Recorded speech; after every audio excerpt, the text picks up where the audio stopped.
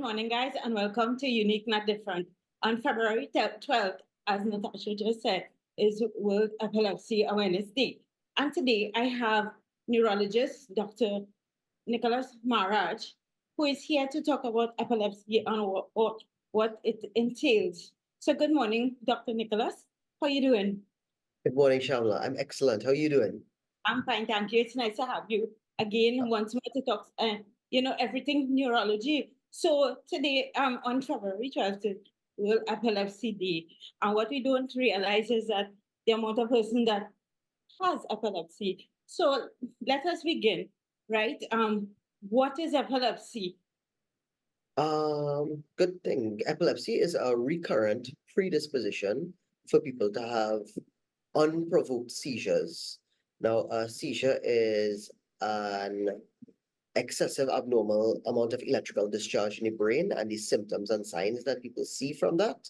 So the typical thing that mostly everybody accustomed to is seeing people shaking up,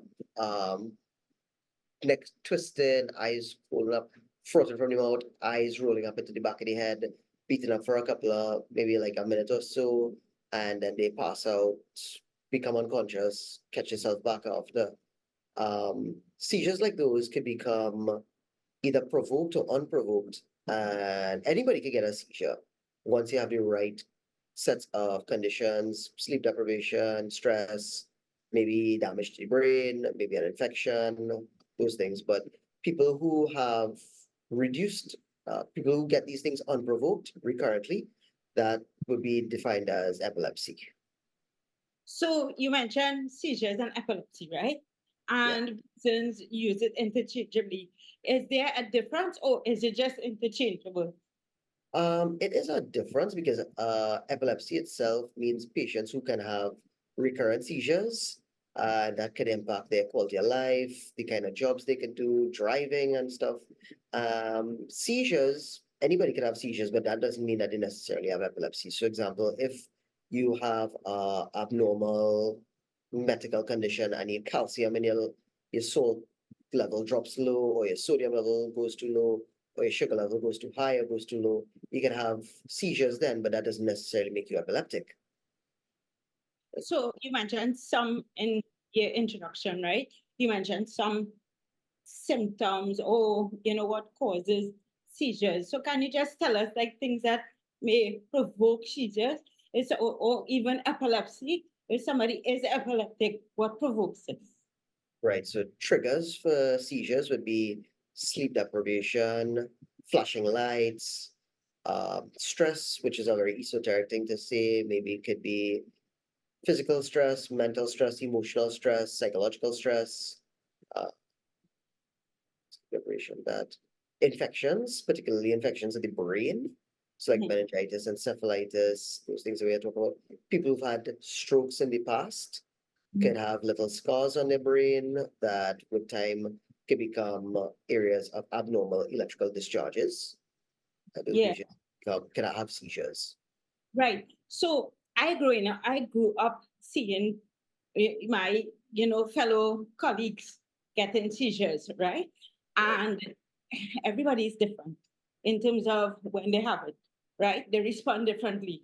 So what are the general, when you see someone getting a seizure, how should person respond, in supporting them? Excellent, excellent point. If you have one person alone, the ideal thing to do is to just put the person to the ground, turn them to their left-hand side or their right-hand side, but particularly the left. Do not attempt to try and put anything inside their mouth because they will try to bite your finger unconsciously. They could bite off your finger. Don't try to put a spoon or anything else inside of their mouth because then you'll just damage their teeth. If the seizure, usually, typically, patient seizures last for between 1 to 3 minutes. If it's lasting more than that, it's definitely time to call the emergency services. If you have more than one person around at a point in time, if the other person could like call for the emergency services, or lots of people have a epilepsy bracelet with a contact person for them to give a ring to. Maybe it might be their parents, maybe a sibling, maybe their partner, so that they could be aware that they've had a seizure. If somebody else is around and this person has never had seizures before and have this abnormal blackout episode, they can pull out their phone and try to record the episode because the healthcare professional would want to have a good idea of what exactly the episode looked like. So those are the So, things people around. so post seizure itself, right? The physical response. Then some people get disoriented. Sometimes they don't know their self, they don't know their name, they don't know anything, or even the person in front of them. Why that happens? And what can persons do? You know? What happens with epilepsy is that the entire brain becomes super, super, supercharged. It's like the brain is on fire and it's working really, really, really hard for a very short period of time. You typically don't get that amount of brain exertion on a normal basis. It just has to pass. It usually takes about maybe typically 30 minutes to maybe an hour, maybe a couple of hours in certain patients for them to catch back themselves. Patients who have recurrent seizures know that this is a typical thing, so it'll happen to them. Somebody who their first time seizure might remain out of it or delirious, for want of a better word, for a much, much, much prolonged period of time. How can persons treat seizures? So seizures are due to abnormal electrical circuitry in the brain. If somebody has epilepsy, and that means they're going to get recurrent seizures, they want to have as much information as possible, so they could join the World Epilepsy Foundation. There are lots of resource materials to read about understanding what are the triggers for it. Uh, they need to be on certain types of medication, which calms down the electrical activity in the brain to reduce the risk of having recurrent seizures. If patients do have a seizure, they need to have a plan in place for what happens in case they have the seizure, so that the people around them know what to do to prevent them from having real trouble there. This may be a tough question, but in terms of like prior to a seizure, right? Let's say somebody just they have it at a certain hour, you know, because some seizures may be different. And let's say driving, and you think you're feeling different. Is there any pre-symptoms you get before having a seizure to know, okay, I need to take this precaution? That is a lovely question. Certain types of, so we have different parts of the brain. And if certain people's seizures are starting in particular areas of the brain, for example, like a temporal lobe, you might have an aura, as it's called, and it's a typical feeling that you have that, hey, I feel like I'm going to get a seizure just now. Some people feel like a kind of weird butterfly in their stomach kind of feeling. Some people get this deja vu sensation that they out of a kind of out of body depersonalized experience. Mhm. If typically patients who get recurrent seizures shouldn't be driving, particularly about 3 to 6 months after they've had a seizure episode. So if somebody hasn't had seizures in a while and something's off, they may be sleep deprived, maybe a little bit sick, stressed out, they might be getting missed their medication. They might be more at risk of getting a seizure than others. And if it's happening while they're driving or in some situation with the driving thing, they try to pull over and stay on the side of the road until the episode pass, contact a relative. If it's happening in another environment where they have people around, let them tell the other person, hey, I think I'm gonna get a seizure, so that people are aware.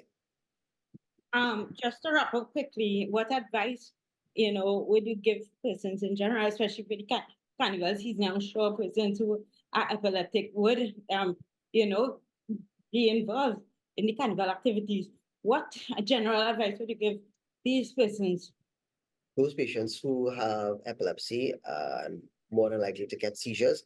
In carnival, it's alcohol, sleep deprivation, stressed out episodes. Try and get your sleep, definitely. Make sure and take your medication. Try not to be too stressed out. Um, Avoid with carnival. There's so many people around, so it's a potential sickness. Make sure to take your medication. Try and don't drink. Don't be driving if you're not supposed to be driving, and be safe for the season otherwise. And I guess have somebody who is close to you with you in case it happens. 100%. Best, Okay, best advice. awesome. So, Dr. Nicholas, I always say thank you. Thank you for sharing your time, your knowledge, your experience, and your expertise on my segment. It's really a pleasure. And, you know, I would have you back throughout the year to talk on different neuro Wednesdays. So thank you Always a so pleasure. much, and it's always a pleasure. Thank Thank you. you. Awesome. So, guys, with that being said, I want to say thank you so much for tuning in to this week's segment of Unique and Different. As I always say, be good, be good. Bye, everyone.